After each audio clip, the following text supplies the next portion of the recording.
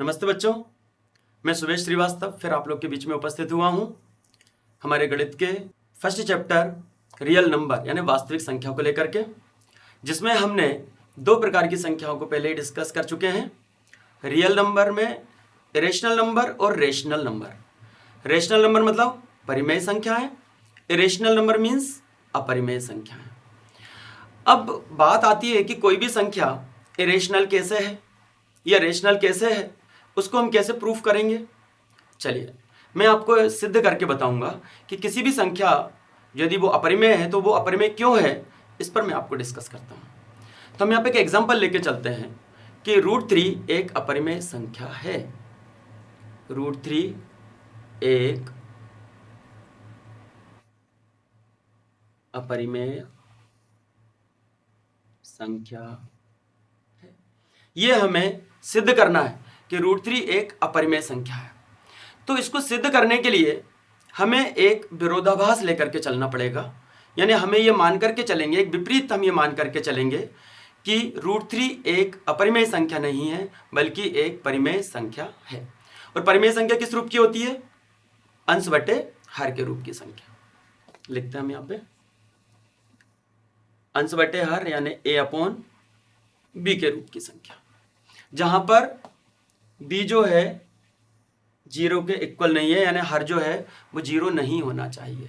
हम ये मान करके चल रहे हैं, मैं यहाँ पे आपकी जानकारी के लिख ले रहा हूँ कि हम ये मान के चल रहे हैं कि √3 जो है एक परिमेय संख्या या रेशनल नंबर है।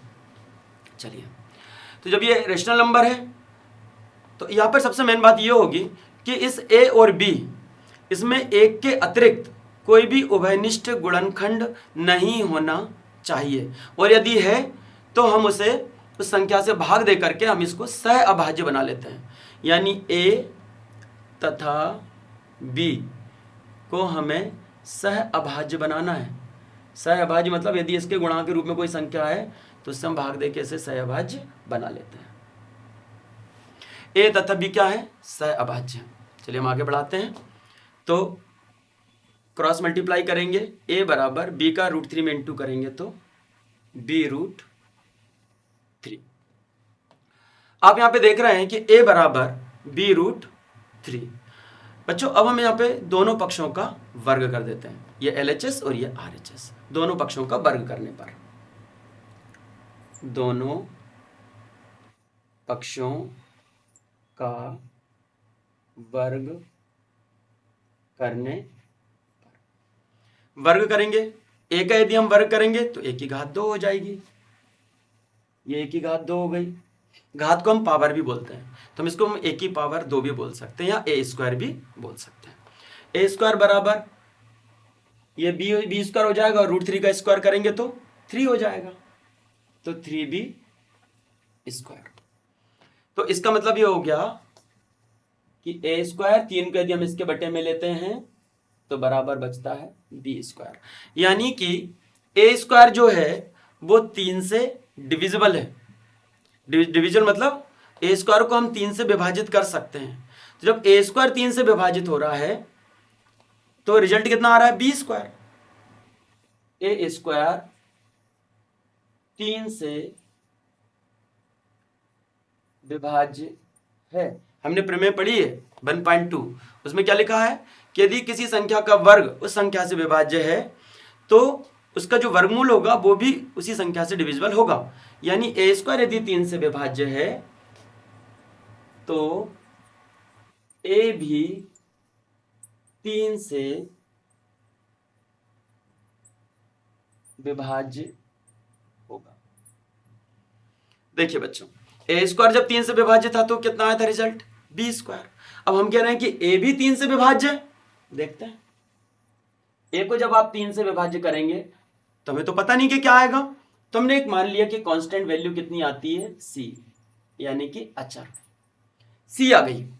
जब आपने a को 3 से विभाज्य किया तो c आया, यानी कि a बराबर 3 का c में इंटू करेंगे तो कितना हो जाएगा? 3c। यहां भी हम दोनों पक्षों का वर्ग कर देते हैं, दोनों पक्षों का वर्ग करने पर तो इसका वर्ग करेंगे तो ए स्क्वायर, 3 का वर्ग करेंगे तो 9 और सी का वर्ग करेंगे तो सी स्क्वायर। तो बच्चों ए स्क्वायर बराबर हमारे यहाँ पे क्या मिल रहा है 9c स्क्वायर। यहाँ पे ए स्क्वायर बराबर क्या मिल रहा था हमें 3b स्क्वायर। इसको हम इक्वेशन नंबर 1 मान लेते हैं और इसको हम इक्वेशन नंबर 2 मान लेते हैं। देखिएगा बच्चों यहाँ पे ए स्क्वायर बराबर 9c स्क्वायर है, यहाँ पे ए स्क्वायर बराबर 3b स्क्वायर है। तो जो ए स्क्वायर की वैल्यू है 3b स्क्वायर, यहां से उठा करके हम यहां पर अप्लाई कर देते हैं समीकरण 1 व 2 से। चलिए वो वाली वैल्यू हमने यहां पर अप्लाई करी, 3b स्क्वायर बराबर हो जाएगा 9c स्क्वायर। अब आप देखिए इस 9 को हम 3 से डिवाइड करेंगे तो मिलेगा b स्क्वायर बराबर 3 3 जा 9, 3 टाइम्स 3c स्क्वायर।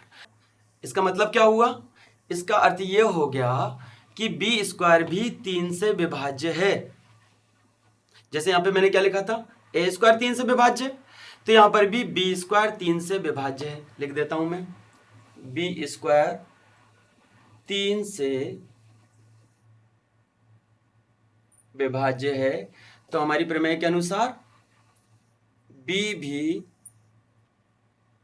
3 से विभाज्य होगा। b स्क्वायर 3 से विभाज्य तो b भी 3 से विभाज्य होगा। इसका मतलब ये हो गया कि a भी 3 से विभाज्य और b भी 3 से विभाज्य। तो a और b का उभयनिष्ठ गुणनखंड कितना हो गया 3 हो गया। a तथा b का उभयनिष्ठ गुणनखंड 3, ए और बी का उभयनिष्ठ गुणनखंड 3 है। अब पहले हमने जो बात करी कि ए और बी तो सह अभाज्य है, लेकिन यहां पे आ गया कि ए और बी का उभयनिष्ठ गुणनखंड 3 है, तो ये हमारे ही तथ्य का विरोधाभास हमें प्राप्त हो गया कि ए और बी क्या है सह अभाज्य। इसका विरोधाभास हमें क्या मिल गया कि ए तथा बी का अभाज्य गुणनखंड 3 है। अतः हमने जो लेकर के चले थे कि √3 एक परिमेय संख्या है, वो पूरी तरीके से गलत है। √3 परिमेय संख्या नहीं है, बल्कि √3 एक अपरिमेय यानी कि इरेशनल नंबर, अपरिमेय संख्या है।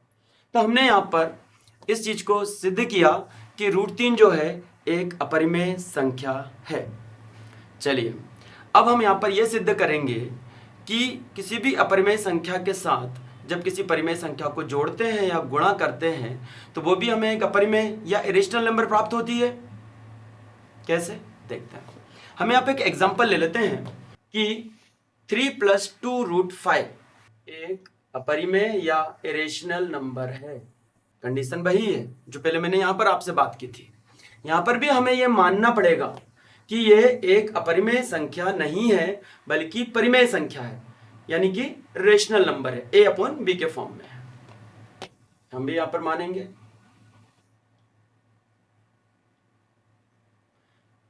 कि 3 + 2√5 बराबर a/b, ये एक परिमेय संख्या है।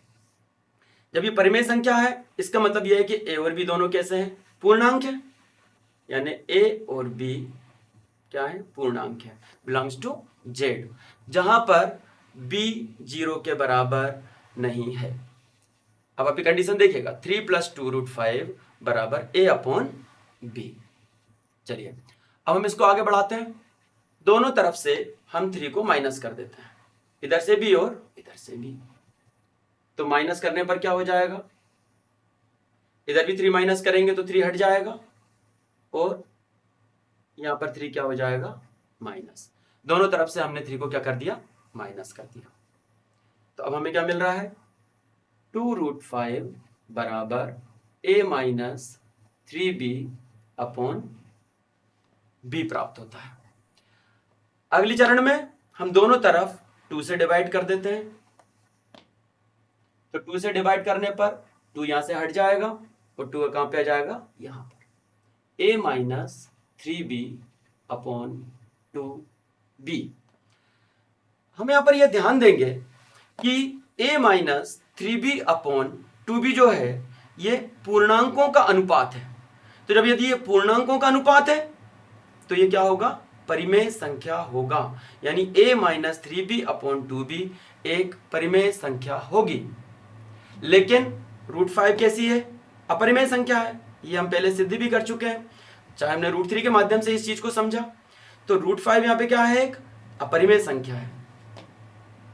√5 एक अपरिमेय, अपरिमेय मतलब इरेशनल नंबर, अपरिमेय संख्या है।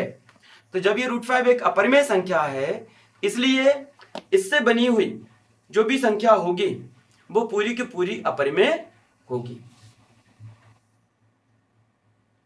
अतः 3 + 2√5 एक अपरिमेय संख्या होगी। तो यहां पर हमने सबसे पहले यह सीखा कि किस तरीके से कोई भी रूट की जो संख्या है वो एक अपरिमेय संख्या कैसे होगी। इसको हमने पूरी तरीके से उस चीज को समझा। समझने के बाद में हमने ये देखा कि वो जो रूट वाली संख्या है, वो जो अपरिमेय संख्या है, उसके साथ संक्रिया करके यदि हम कोई संख्या बनाते हैं तो वो भी एक अपरिमेय संख्या कैसे होती है, इसको भी हमने एक तथ्य मान करके कि एक अपरिमेय संख्या ना होकर के ये परिमेय संख्या है, हमने इसको सिद्ध करा। और हम जो तथ्य लेके चले थे उस तथ्य को हमने गलत साबित करते हुए कह दिया कि ये संख्या एक परिमेय संख्या नहीं है, बल्कि ये क्या है, एक अपरिमेय संख्या होगी। धन्यवाद।